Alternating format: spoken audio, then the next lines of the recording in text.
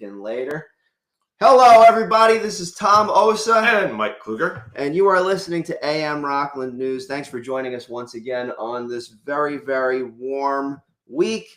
It is 77 degrees outside. It doesn't look like it's going to rain now, but wait until you get until about 5 o'clock or so. It looks like there's going to be a 40 to 50% chance of rain, and it's still going to be quite warm. For the rest of the week, Wednesday and Thursday, it's rainy-ish, humid. Friday, Saturday, and Sunday, it's going to be 83 degrees, 87 degrees, and mostly sunny, as well as Monday. I know, right? So we'll see how it goes. And then Monday, Tuesday, Wednesday, it's sun, thunderstorms, and then sun again. There you go. How you doing, Mike? Well, we do need that rain because it's been dry.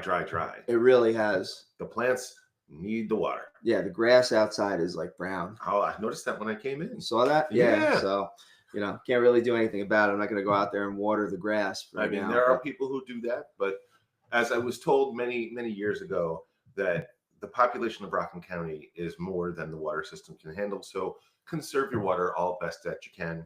If you have any questions about that, I know Cornell Cooperative Extension and the Water Company like to answer those questions for you. Most definitely. Absolutely. Well, let's get into a little bit of the news. First of all, in Stony Point, there's a lot of stuff happening in Stony Point, Mike. Anything good? There's some, I hope good comes out of it. Right? Okay. So we're going through some challenging times. So give us the challenging news. So first of all, the Letchworth Village fire, there's an investigation underway. The fire over the weekend consumed a long abandoned building at Letchworth Village on Saturday night. And multiple departments responded. Firefighters used what's known as a defensive strategy to prevent any, safety, keep any safety issues from it, and due to structural risks, because those buildings are older than all of us. Yeah, seriously. So they basically tried to contain the fire instead of putting it out. Bingo. Yeah, okay. But then eventually, what happened? And I've been following the story on Rockland News. So basically, a whole bunch of different fire departments. Thiel's fire department was there. It was in their jurisdiction, and they brought up several apparatus to start working on it. Right. But you had a multi-agency effort. I think it was like about 10 to 12 different fire departments. That's a lot. Yeah, man. Even Fort Montgomery. Kudos to Fort Montgomery Fire Department. They're not even in our county. Yeah. And they headed over and they helped out with this. So I sent a message to them. I was like, thanks. Yeah, man. Appreciate it. So there is an investigation underway, and that is being led by the Rockland County Sheriff's Arson Unit. So, yes. So there is that investigation. So stay tuned for more information on that. Before you continue on, I want to remind all of our citizens, if you want to join your local fire department and help and be a hero, contact your local fire department at probably their website. Yeah. What would you say? Well, up in Stony Point, there's stonypointfire.com, and they actually have an application right online to join, learn about the process, and a lot of fire divisions also have that as well. And I also know that the firehouse is a social place, so just wander in and say, hey, I want to join. What do I got to do? Right, exactly. So more to come on that fire investigation up in Letchworth. And there's a fundraiser for Genser Maraquin, and he's the owner of Magyar Deli Cafe, as reported over the weekend. And this was also unfortunate news. A young 27-year-old driver from Congers, he was killed when his car veered off the road on Route 9W and ran directly into the back of the Magyar Deli Cafe. Wow. Yeah, the kid was killed. It was a 27-year-old driver. He was killed in the accident. And but there, in addition to that part of the tragedy, the family that lived upstairs, as well as the deli owner, the building is uninhabitable right now. So there is a GoFundMe that's out there where a lot of people are trying to get more funding for them. I think the goal is $21,000 or $22,000. And let's actually see. Last time I checked, it was like about $1,800 or $1,900, but that was yesterday. So let's head over to rocklandnews.com. And let's remind folks that Rockland County is still in a housing crisis. So if you are put out, it's really hard to find a home. Yeah. Absolutely. All right. So Regardless of the cost, the costs are rising, as we've discussed with many of our local politicians. But even to just find a place to move to, regardless of the resources, yeah. not enough houses in Rockland. Still looking for the GoFundMe. There we go. Okay. All right. So right now we're at 3,300 raised. The goal is $22,000. My guess, Mike, that's probably the how much revenue the deli likely brings in on a monthly basis. But that's, I make this clear, it's revenue, not profit, because there's a lot of expenses. Right. Usually restaurants operate on a 3 to 5% profit margin at the end of the chain there. So he's making shekels, as my grandmother would say. So, well, we definitely want to see if we can help out. So you can learn more about this. There's an article on Rockland's News, and most absolutely take a look at the GoFundMe campaign. Now, we have spoke about these GoFundMe campaigns to help out your fellow citizens before. I'm hoping that the folks in Nyack who suffered the fire have all gotten either back in their homes or are in a comfortable new place to stay. Yeah, I should text message Joe Rand about that because he's been in touch with us regularly. The last time that I checked, I think that the GoFundMe for the families that were displaced, and I believe there was about 5 of them. I think it was up to about $90,000. Okay. So pretty cool. I mean, it's horrible what happened. Thankfully, nobody got killed, but or seriously injured, right? Or seriously injured. They got everybody out. Yeah. So it was a good thing. Just our pride and our stuff. Indeed. And there's more stuff that's happening up in Stony Point. And Mike, I have to tell you, I'm kind of like in a little bit in the middle of this mess. Tell me about this mess that you're in the middle of. Well, I have a habit of putting my foot in my mouth. But quite frankly, in this one, I don't care because I just see the absolute absurdity of how this thing happened. And I cannot be silent about it. I have to report. Report the news. And feelings are not facts. Yes. Tell us the facts. Okay, so 9W Construction, and this is reported by Rockland County Biz Journal, notably, and we've done articles about this, about like how things are, like for instance, the traffic on Route 9W is horrendous, bottlenecked right now, and it has to do with the laying of a pipeline that is coming from Canada all the way down to New York City. It is called the Champlain Hudson Power Express line. Now, people are acting like this suddenly happened, and no, this is actually going back literally like about 12 to 15 years ago when this was proposed. Now, the pipeline originally was supposed to be down by the Hudson River. Now, Riverkeeper got involved and like, okay, well, we got to save the fish. Okay. So environmental concerns. Environmental concerns. Sure. I'm a big fan of the environmental concerns. I don't want my environment being messed with. Yeah. And honestly, don't kill a fish unless you plan on eating it. Eat what you kill. Yeah. Yeah. So, understandable. Okay. But then the next plan of this by Champlain Hudson Power Express was to put it adjacent to the CSX rail line. That sounds brilliant. Yeah. Was not allowed. Why is that? CSX. They said that they wouldn't have the pipeline by the train tracks. Sure. Okay. So the next option was to route it a little bit off the train tracks and partially have it going, now not through, I got to say that for the record, not through, to the side of the Revolutionary War Cemetery that's down by the Hudson River. Okay. And that's where an organization called Space got involved. And like, no, you can't do this. Well, and look, George may be a very well-meaning person. I believe he's a bit misinformed because now the results of this are Champlain Hudson Power Express had to go back to the drawing board, and now they are laying the pipe, as it were, all the way up and down Route 9W. And that leads us to this story. Business owners in Stony Point say that ongoing construction from the Champlain Hudson Power Express project is devastating their livelihoods. I was just going to ask. Shops like Rock's Kitchen, right down the road from me. That's Rocky Alexander. He's a cool dude. Graduate of North Rockland High School. Exactly. And then you got Stony Point Pancake Factory. Everyone loves going there. I spoke with them several months ago, and they said that their revenues are down by 40%. Ouch. Yeah. Rocky, in the article yesterday, he said that he was reporting revenue losses of at least 25%. And remember what I said? Yes. 3 to 5% profit margin. Yes. It's killing these small businesses. Yes, sir. And for somebody else's gas pipeline coming through here, we don't get any tax revenue or tax breaks for this, right?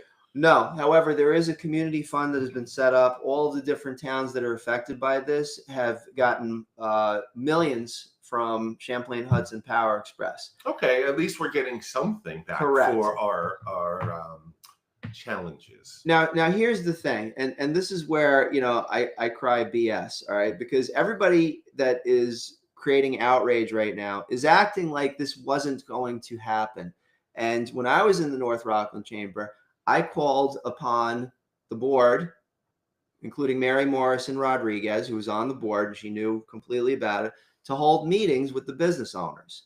And I'm not going to say, and I'm going to be fair about this, I'm not going to say that people said no. But you ever have for instance, like if I'm in the room, right, and there's like 5 or 6 people, and somebody says, hey, maybe we should do this or that, and everybody's like, oh yeah, sure, let's put a big star on the refrigerator on that idea. Good job. They just want to be heard. Yeah, no. It's not even. It's like they just poo-pooed the idea of doing the meetings. Oh, that seems strange. Exactly. And it's protecting one's own tuchus.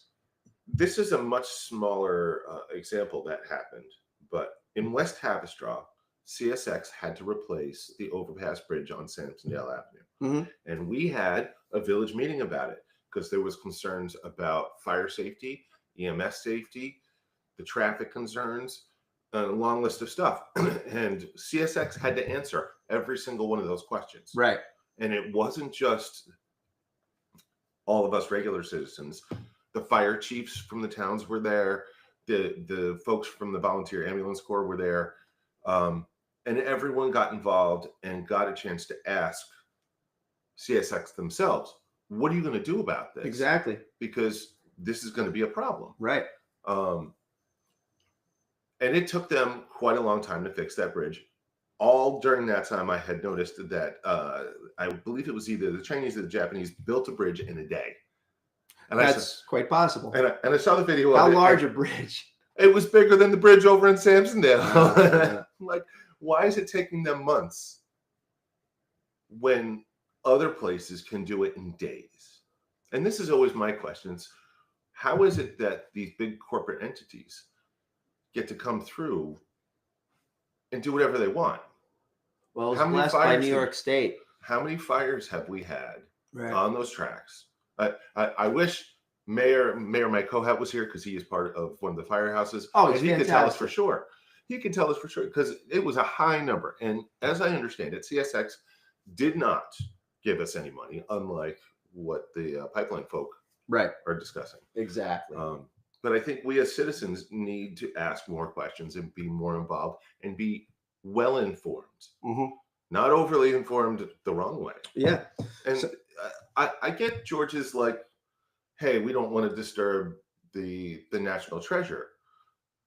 But there's also, people have to live. They have to eat. Right. Well, here's the thing. Let's say you make a mistake. All right. In what capacity? You make a strategic mistake that affects a large swath of people. Okay. And it was unintended. Let's say it was unintended. But then you make the same mistake that causes the same type of problem multiple times. So not just Champlain Hudson Power Express, Letchworth Village, the desalination plant. I couldn't even advocate to get a freaking electronic sign for the businesses locally. I couldn't even, because it's going to hurt our environmental footprint, quote unquote. So you and I have had lots of conversations about what is best for a municipality. And I have always said that's up to the citizens as a majority. It is. Unfortunately, the citizens are not showing up or not being informed or not.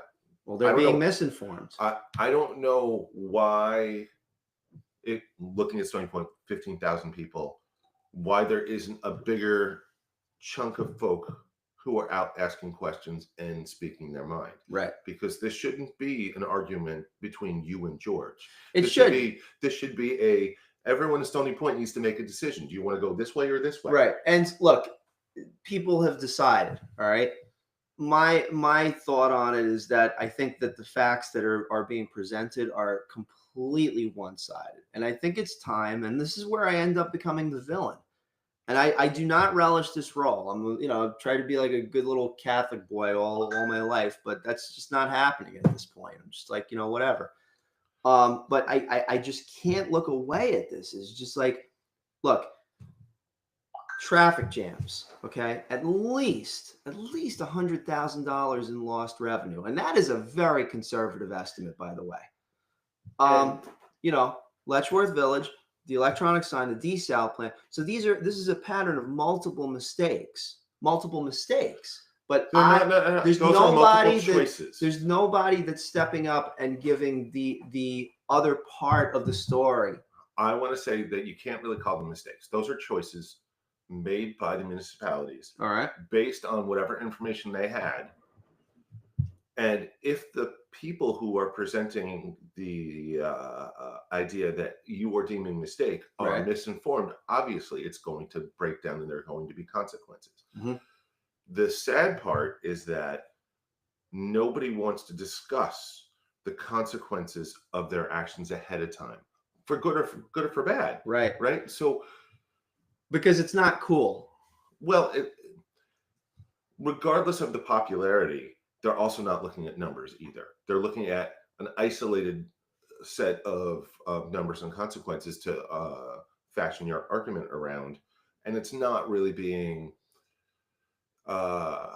fair to the argument and fair to the people as far as what are they going to get out of it or not going to get out of it. Because sometimes it's as much of we're trying to keep this in a way than it is a progression movement, right?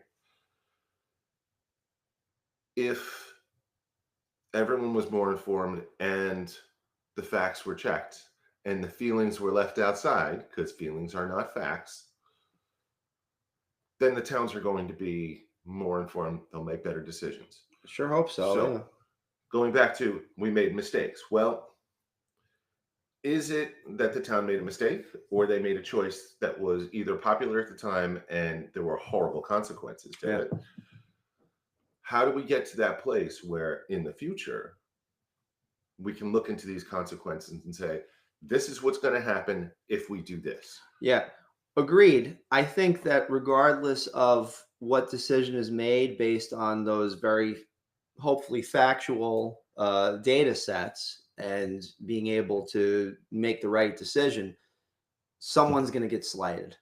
Someone's going to end up That's correct, for instance, you can't please all the people all the time. Yeah, like let's go back 10 to 12 years, and it didn't go Space's way, and the pipeline ended up happening down by the Revolutionary War Cemetery.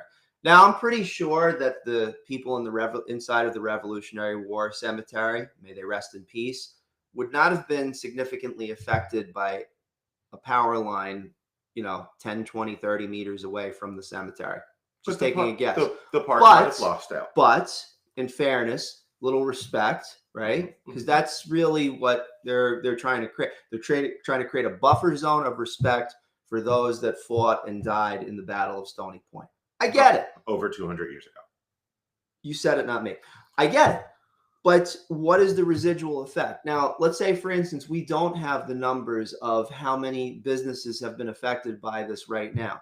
But you could take a wild effing guess. You put a big pipe down the line and you stop traffic, So we're not talking about 3 to 5% profit margins. We're talking about 60, 70% of traffic getting lost, just taking a guess by it. Just closing the bridge. So why didn't Space figure that out? So they're not asking that question. If the restaurants and the businesses didn't have to deal with this, it would have been a win. Correct. But admittedly, Space would have felt bad. They would have lost their argument, but part of that would have been a win for the community because it would have been a win. Yes, exactly. Space should bring up the argument, and it should be taken seriously from a place of everyone's question should be taken seriously, because consequences like we're seeing now are going to happen if we don't ask those questions. Space should have said, but what about this? Right. And the pipeline should have said, we're going to do this to accommodate. Yeah. And that, from what you're telling me, that did not happen. Right. The instance with West Haverstraw. Well, Chippy and had to go CSX, back to the drawing board for 10 years to reroute it. And I get that. If the citizens and the people who are going to be affected are in the room at the start of the conversation and all through the conversation, so anything that could be a consequence can be dealt with. Yeah. Because if part of this was the pipeline is going to subsidize these small businesses while they're doing their thing, everyone would have still been happy. And here is the shocking bombshell that I knew, and I encouraged the Chamber of Commerce to get behind and facilitate a larger conversation. And this is where everybody was just like, oh, that's a great idea. Get a nice little star into the refrigerator. There were no meetings. I advocated for it. There were no meetings. And it's a shame. Here's what happened. The businesses didn't get paid, but the property owners in which the businesses reside, they got paid. And in this article, and I'll say, I want to commend Tina Trask. I really do. This sounds a lot like trickle-down economics, which I know don't work. Well, all right. So, and I spoke with Champlain Hudson Power Express about this. It's like, why don't the businesses get compensated? And she says it has to do with, one, easements. All right. Let's say it's a lot of legal stuff. All right. It is a lot of legal stuff. Drop it down into legal, but that it's bad guy stuff, good guy stuff. But legal got involved. They could do easements. They could do eminent domain. And they can compensate the property owners, but they said that they can't do 500 individual businesses in the area because all the records are different. You're telling me 500 small businesses are affected by this and nobody did anything about it? Up and down Rockland. I tried. Well, I'm saying not as an individual, but like nobody thought to help these businesses out. And here's where George Patanovic cracks me up, all right, is that he showed up at a Chamber of Commerce meeting, right? And he was expressing outrage that the pipeline's going down the road. But the pipeline's going down the road because of Space's advocacy. Okay? This sounds a lot like our federal government. Yeah, they create the problem, and then they complain about the problem that they created. And Mary Morrison and I were on the same exact stage at Stony Music Fest 10, giving donation money to Bridges in the amount of $2,500. Yes. Okay. And that was a donation that came from Champlain Hudson Power Express. Okay. So Mary and I are both, we're both in this. And look, this pipeline, whether or not Chippy was giving out money to municipalities, businesses, property owners, Chippy all stands that, for Champlain Hudson Power Express. Thank you. Whether or not they were going to give money out, that pipeline was coming down Route 9W. The moment that Space was like, no, you can't do this by the Revolutionary, they waited 10 years, for goodness sakes. Okay. And they're coming down the way. I think it's nice. I think it's very nice that they're trying to give money to the municipalities, millions of dollars for streetscape, fixing up the roads, and hopefully some of that's going to get back to the property owners. Well, the problem is we have 500 businesses that are now being negatively affected because you can't get people to them. Yeah, up and down Rockland. It's not just Stony Point; it's all over. It's certainly that way in West Haverstraw and Haverstraw as well. Yep. Trying to get from Stony Point to Nyack down 9W is impossible these days. And there's a lot, as you mentioned, there's a lot of small businesses. And the fact that we're making decisions that are affecting so many people in a negative manner, and it's not being addressed. It's not being addressed. And that's where I think the numbers come into play. And it's more important to, I think Spock would approve. It's like the needs of the many outweigh the needs of the few or the one. And I'm surprised at Space for having initiated this whole thing showing up on Route 9W, because it seems like the needs of the many were not addressed there, especially living ones. It seems like the consequences of the actions were not addressed. Yeah. And nobody thought this through all the way. They were only thinking from a top-down corporate. I want this, and I don't want it in my backyard. Right. Bingo. Exactly. So, but more to come from this saga. Obviously, there's a lot of information being divulged, and I'm trying to be as upfront and forthright. And, to guys like Kevin and, Mary and those, George, that are, giving me a little flack for my part in. And I'll just say, Chippy has been very favorable toward the music festivals that I put together. And I make no apologies about that. I'm trying to create joy in the midst of all of this mess. I like music. I don't make any apologies for it. But what I will say is that whether or not Chippy was giving money out, that pipeline would be coming right down Route 9W one way or the other. So the modus operandi is to accept, if we're asking for money from them and they're giving it, why would you not? So hopefully Agreed. We can also ask for some conveyances, perhaps for the business owners. And I'm calling on Mary Morrison Rodriguez and the rest of the North Rockland Chamber Board to hold those meetings finally. It's been 2 years. Hold those meetings. And let's get back to the news. Oh, that's right. This was all in the middle of our news.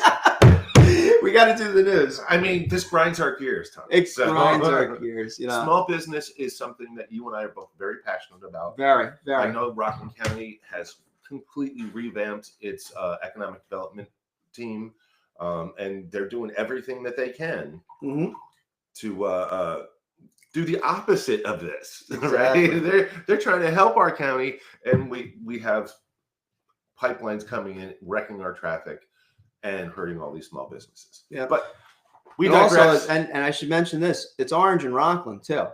Orange and Rockland. The pipeline is there. All right, it's Orange and Rockland that's doing the follow-up work that's kicking this into like weeks and months per zone.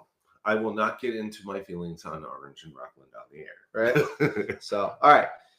In Haverstraw Supervisor Howard Phillips addressed a recent altercation involving police at the United Latin Festival. Oh, I heard about this. Yeah. So one of the officers took a kid and put him up against the wall, I think by his neck. And it was on camera. Yeah. It was quite aggressive. Yeah. So Phillips was on the show.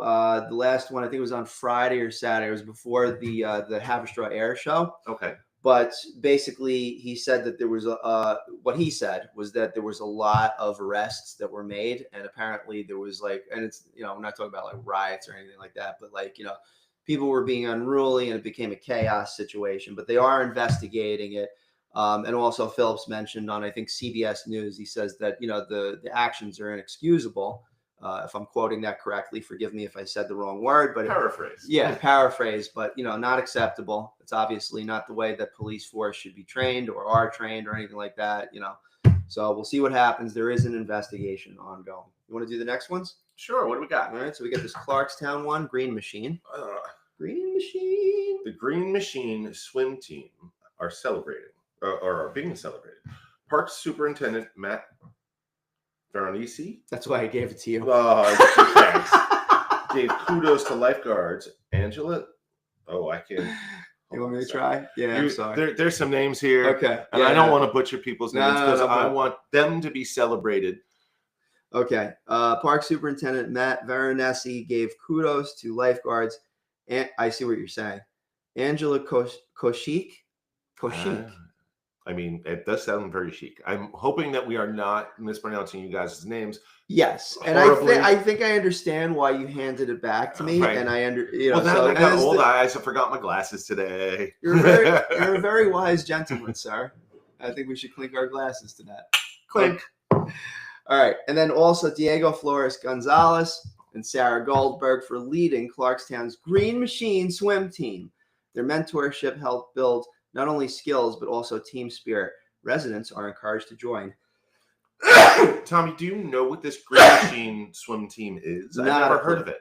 Not a clue. It's part of the news. Thank you, Rockland News team, for giving us context on that or whatever. Gee, thanks. There's a whole bunch of Clarkstown events right up at the top there. All right. Events are always fun. I like events. So, What's today? Today's the 13th, right? Today is Wednesday the 13th. Wednesday the 13th at 7 p.m. in Clarkstown, the County Fresh is bringing contemporary country music to Lake Nanuet. Right.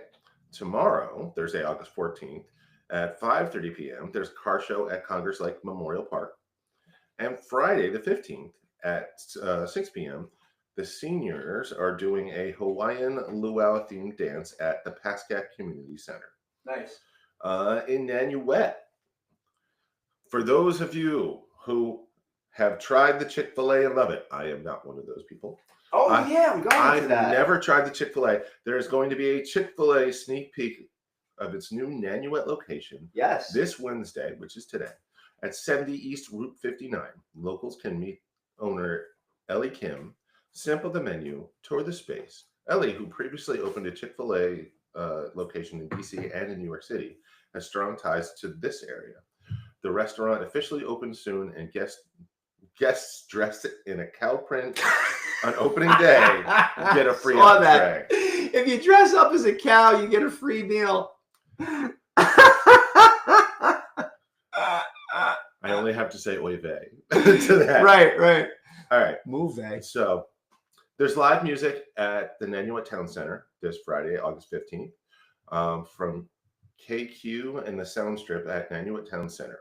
Showtime is at 7:30, and it's a great way to wind down your week and see some local musicians. And I know KQ and the Sound Trip. That's actually Kevin Quattrochi. His father had Quattrochi and Sons for many years, the roofing company. KQ actually played, and you know him because we saw him over at Stony Music Fest. Was it 7? One of them. And Yeah. Kevin and I graduated high school together, too. Yeah, Kevin's awesome. Quattrochi. Kevin Quattrochi. And another North Rockland musician, Mike Torres, is playing at Kobe Sushi in New City. Yes, Kobe Sushi, one of our sponsors. You could go to kobenewcity.com. They have a beautiful, beautiful jazz lounge and a huge 80-person restaurant, and the sushi is off the charts. We were there at the ribbon cutting. They have a sushi bar and 2 bars, not one, but 2 regular bars inside of the facility. They also have an area for jazz. And the Mike Torres. Is Mike Torres a jazz guy? I thought he was a rock guy. He's more of a rock guy. So, you know, but I think what they're going for is more like the elegant vibe. So no like major drums or anything like that. Right. So it's pretty cool. He's playing some chill rock today. Yeah. And that's happening today at 6:30. Yes. So go get some sushi. Go listen to Mike Torres. And if you're in Clarkstown and you want some country music, that's in Lake Nanuet. What else we got here? Let's see. There's a lot. There's a lot of stuff. There's the boulders. Oh, can I do the boulders? You do the boulders. Yeah. All right. We're gonna switch. We're swapping back. We are swapping. Okay. Yeah, it's not like that kind of show. Yeah. Okay, so the Boulders. Now, want to thank the New York Boulders for sending us these updates every morning after the game the night before. So just so you know, the Boulders are in contention for the playoffs. If you haven't checked out this baseball team, they play in Pomona. They're at Clover Stadium, which is a beautiful facility. It holds 6,700 people, and it also is going to be the home of Rockland Music Fest, coming September 27th over to Clover Stadium. 10 bands, including our headliner, Magical Mystery Doors, and the proceeds to Meals on Wheels Rockland. But the Boulders play there, Mike, right? Baseball. Yeah. Sports ball. Really awesome minor league stadium. And so they give us these updates, and I get to put on my whole Bull Durham announcer thing. So here we go. So are the Boulders actually affiliated with a major league team, or are they completely independent in their own league? Completely independent. They're the Cam-An League. Okay. Yeah. So, and you know, it's a specific league, and it's, you know, obviously Canadian, American, but there's, I think, like about 8 to 12 teams, and I'll have to check from the website. You go to nyboulders.com. Okay. So here's the story. The New York Boulders dropped their series opener to the Tri-City Valley Cats 8-5, returning to Clover Stadium after a 3-3 Midwest trip. New York, which is now 43-33, started the game with 3 straight extra base hits, getting a leadoff home run from shortstop Austin Dennis. his second in the last 3 games, and back-to-back doubles from second baseman Santino Rosso and designated hitter Jason Agresti, which gave the Boulders a 2-0 lead. Tri-City, this is 47-29. They closed within 2-1 in the top of the second as former Boulder right fielder Jake Reinisch hit a homer off of right-hand pitcher Aiden Rissy. And his record right now is 4-4. The Boulders made it 3-1 in the third on left field Zane Zerbrug's RBI single, which is his first hit since suffering a broken collarbone. Oof. Yeah, on May 31st.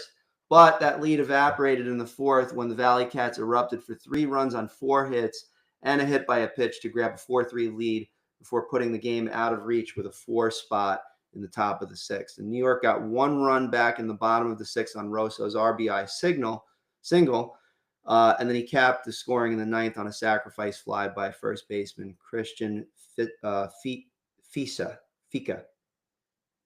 That's right. Apologies. Christian Fika, first baseman. Awesome. Also of note, Dennis and Agresti both extended their hitting streaks to 14 games. Center fielder Ryan Vogel extending his hitting streak to 9 games, and the New York defense turned at least 1 double play for the 9th time in 10 games. The Boulders continue their 4-game series against Tri-City with a doubleheader tonight at Clover Stadium with the first pitch at 5:30. Both games are scheduled for 7 innings, and you can learn more about that at nyboulders.com. I just got a message from John Sandak. And actually, he just told me that the Can-Am League that I mentioned before no longer exists as a separate entity. It's merged with the Frontier League in 2020, creating a 14-team league. The Can-Am teams became part of Can-Am division with the larger Frontier League. The 5 Can-Am teams that joined the Frontier League were New Jersey Jackals, Quebec Capitales, the Rockland Boulders, now the New York Boulders, Sussex County Miners, and the Troy Riveries. These guys, they're called the Troy Riveries. Okay. Yeah. So thank you, John Sandak from Outsource My IT. The guy is pure intelligence, I have to tell you. Not military intelligence. No. like IT intelligence. Oh, like he used to work for Sharp Corporation. Okay. So and he used to train. He used to fly all over the place. So now he's Outsource My IT. And basically his thing is protecting computers and devices and making sure that let's say for instance you get a guardian, a warrior. He is yes, exactly. A digital warrior. A digital warrior. He's like Tron. That's a cool comparison. It's coming out in the theater, part 3. Tron is coming out, man. Tron 2 was a little Legacy was meh. Yeah. But I have a question about the Boulders. Not about them specifically, other than do we have any other local sports ball? This is our local team, right? For all sports. We do. And, we don't have a basketball. There's no Rockland basketball, no Rockland football. We only have Rockland baseball. Well, yeah.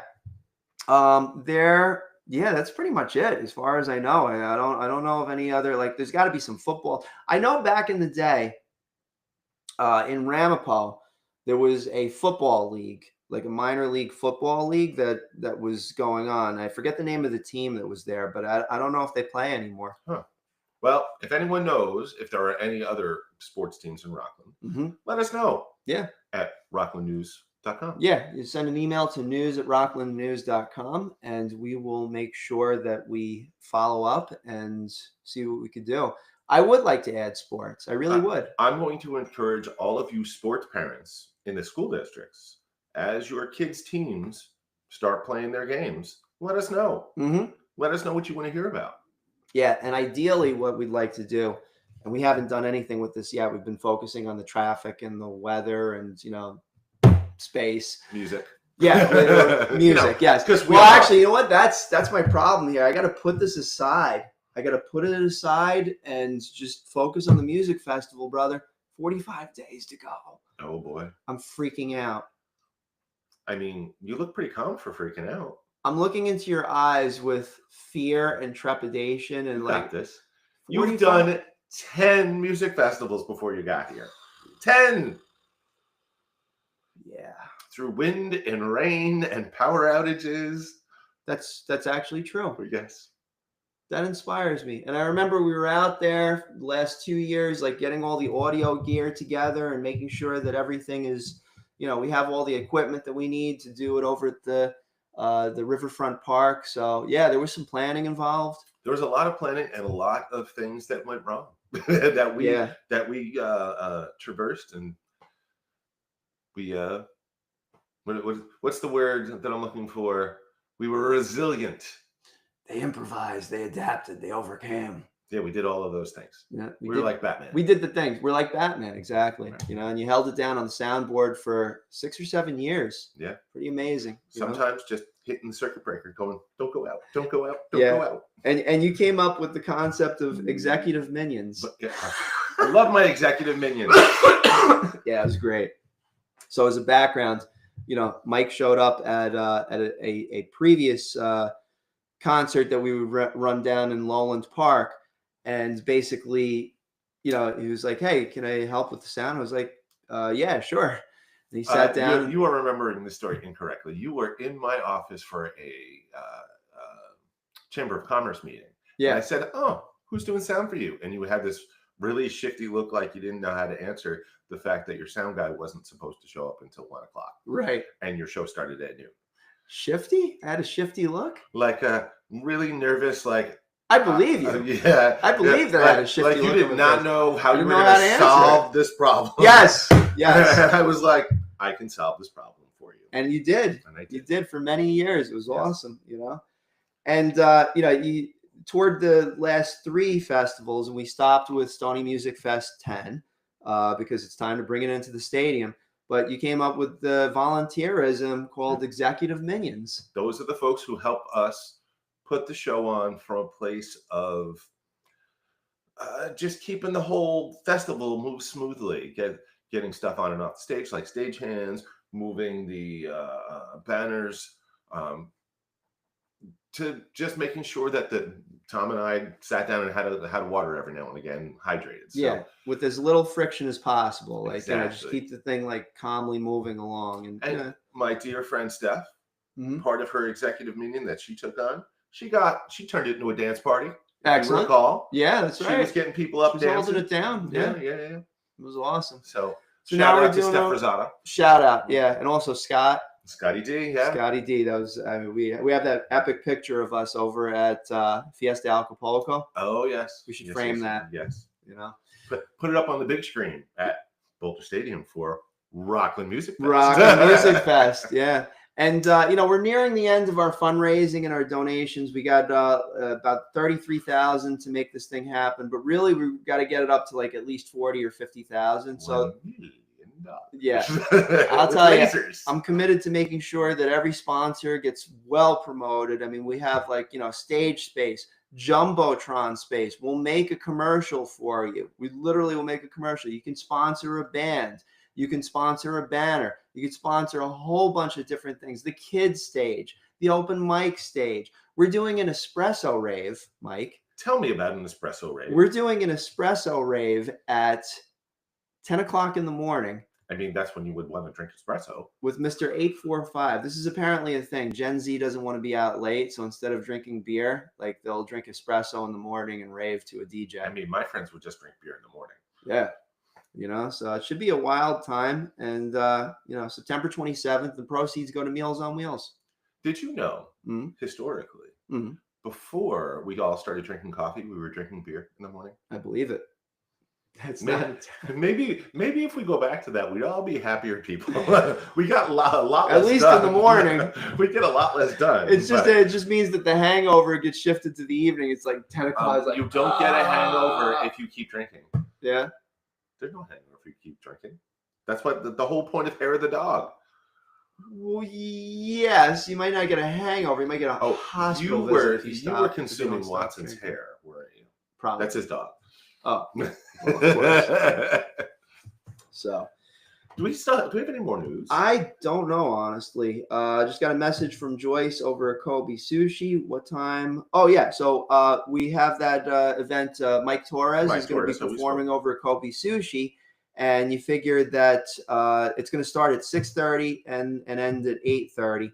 And very nice of you, Joyce, to mention that. But we'll probably be over there, I'd say like around 6 o'clock, just hanging out. Everyone should go over there, get some sushi, listen to some good music. Yeah, maybe we'll do a podcast. I'll bring the podcast mic, So anything else going on today? Let's see. Today's Wednesday. Yeah. Well, I can tell you that the New York Renaissance Festival opens this weekend, only because I'm working there. I'm not going to see you for a few weeks. I mean, not on Saturdays and Sundays. Yeah. Good that you're here today. Yeah. Wednesdays is a good day. Mm-hmm. Even though it's hot and muggy and sticky and horrible. Everyone should hydrate. Hydration is your friend. Hot town, summer in the city. Or somewhere in the Rockland. Yeah, somewhere in Rockland. Well, I hope you have a great time at the Renaissance Festival. I know that's like core to you. It is a fun place. Got really good people. Yeah. Keep an eye on the good crafts if you're going out, because there are some really good people making some really cool stuff. Mm-hmm. How's David doing over at Stony Brewing Company these days? You live right next to him. I think he just made a new beer.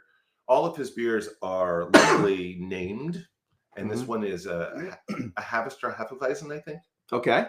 So, as you may or may not know, David likes to do a lot of German-style beers, as he is of that descent. Okay. And he is excellent at his craft. He's a dude of precision, I will say that. His beers are great. And you got to try the weenie of the week. Only because it's funny to say. It's funny to say. And he knows it. And that's why he called it that. Yes. But yeah, like Wiener Schnitzel and like, different sausages. Bratwursts. He has the best of the worst. Yeah. We were not paid to say this. Yes, we were not. We were not. I can definitely assure you that. These are our own personal opinions about his beer. Most indeed. But I would suggest everyone go to their local brewery. As I have mentioned to you many times, Tom, when you support your local brewery, you're helping those brewers positively affect 2,500 jobs, from the farmers to the drivers to the landlords to the bartenders. Support your local beer, your local cidery, your local wineries.